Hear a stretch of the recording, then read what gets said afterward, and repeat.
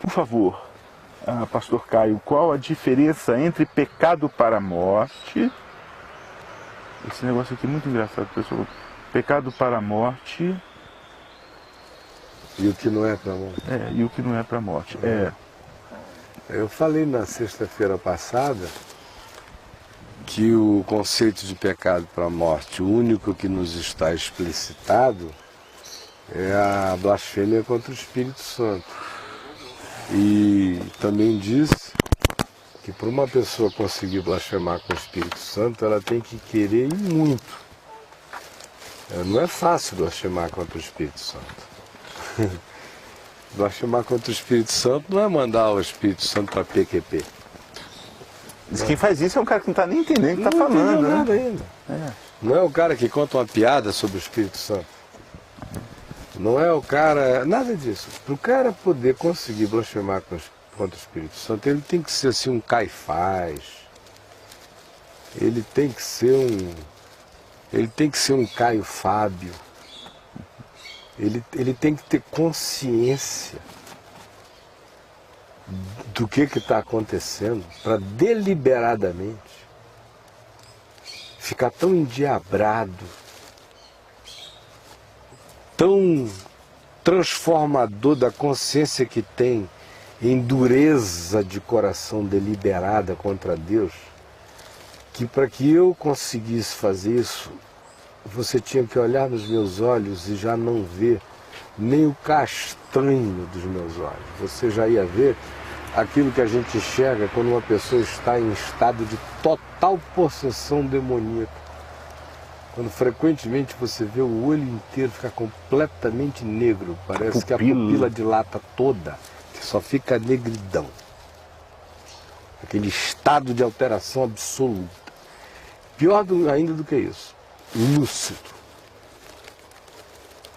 É aquele estado que vê Jesus na frente do túmulo de Lázaro, por quem eu já tinha chorado porque eu gostava dele, a quem eu assisti à morte, acerca de quem eu disse, está cheirando mal, vamos enterrar logo Marta e Maria porque o bicho apodreceu, bota essa pedra que está insuportável.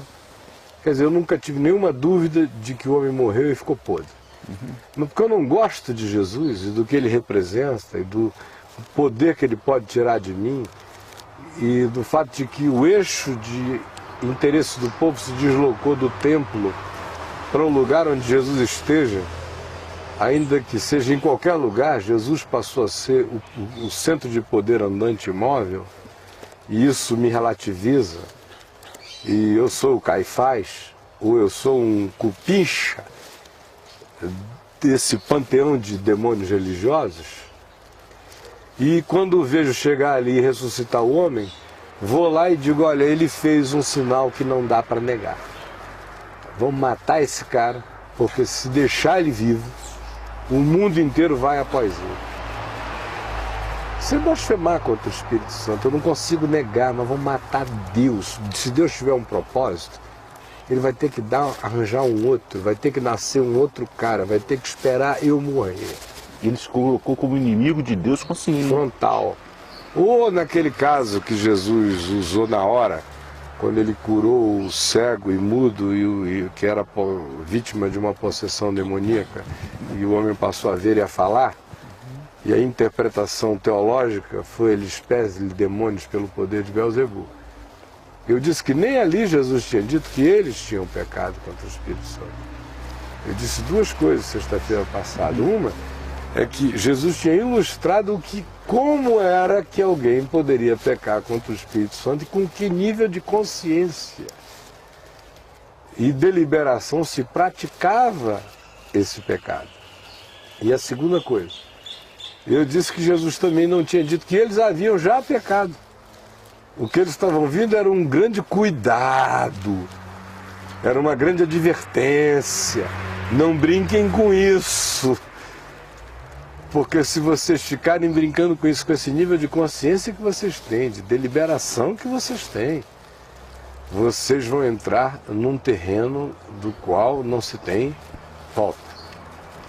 Então, se o pecado contra o Espírito Santo tem esse grau de dificuldade para ser cometido, demanda esse nível de consciência, de deliberação diabólica, é praticamente uma decisão satânica do homem de romper com Deus, equivalente à luciferiana original. Então, é assim nesse nível de deliberação. Nós sabemos o que ilustra e a gravidade da ilustração, mas Jesus não deu uma lista. Aquela listinha da Igreja Católica é toda ela inventada. Não, os pecados mortais. É confundir pecado. Capital, venial. Confundir pecado para a morte e pecado para apedrejamento. Existe o pecado para apedrejamento. Quando se que está são falando esses de aí? Pecado de morte, não está falando das consequências legais do pecado humano. Não é disso. Deixa eu ilustrar melhor. Do lado da cruz de Jesus havia 2 malfeitores.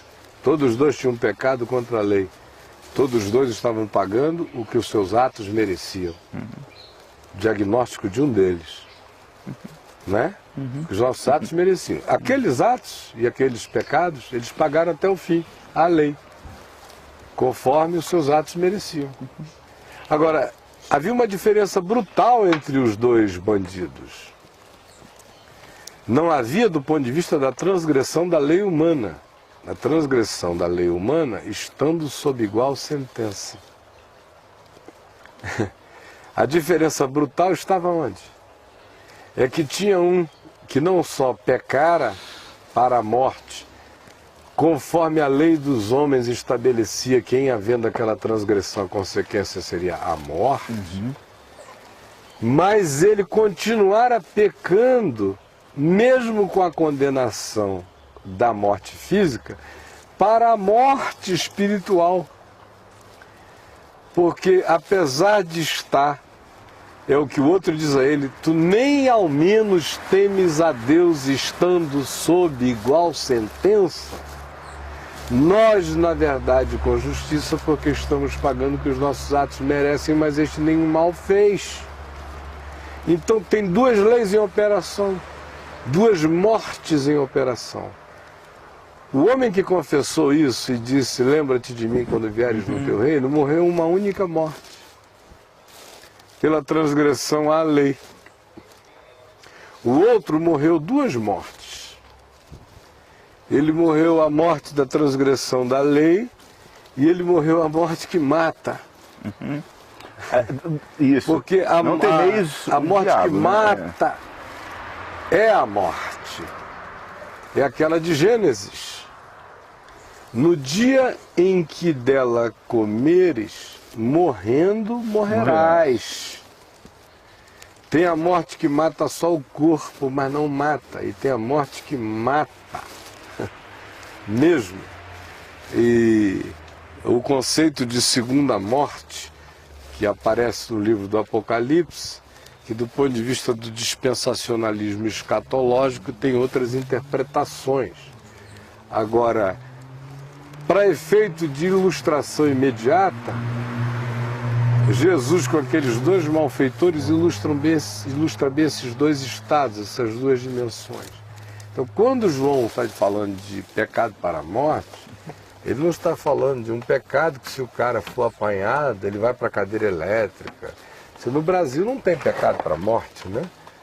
Do ponto de vista oficial. Claro. Aqui o pecado para a morte é todo extraoficial. As milícias da polícia dão um jeito, o esquadrão, seja lá o que for. Ou até o dono da Gol pode contratar alguém, a gente não sabe se é fato, né? Mas se casar com a filha do cara, aparentemente, é perigoso. Não é desse tipo de pecado para a morte que se está falando, do apedrejamento. É daquele que o indivíduo morre antes de morrer. Quando eu falei apedrejamento, me referia mesmo às acusações da própria igreja, né? Morre antes de morrer. Morre enquanto está vivo. Por isso eu não digo que rogue, João disse. Ainda estão vivos. Se você vir o seu irmão pecar não para a morte, rogue e Deus lhe dará vida. Não é isso? Se você vir o seu irmão, no entanto, pecar para a morte, por isso eu não digo que rogue. Mas ele não diz o que é. Ele apenas nos coloca diante de uma situação em que provavelmente tenha esse contorno desse tipo de brutalidade definida, deliberada, perversa, assumida, endiabrada, decidida, consciente, renitente, tenaz, implacável, imutável e que não recuará jamais. E há pessoas que, é uma raridade, mas há pessoas que se colocam nessa rota absolutamente emanadas ao diabo. Jairo Xavier pergunta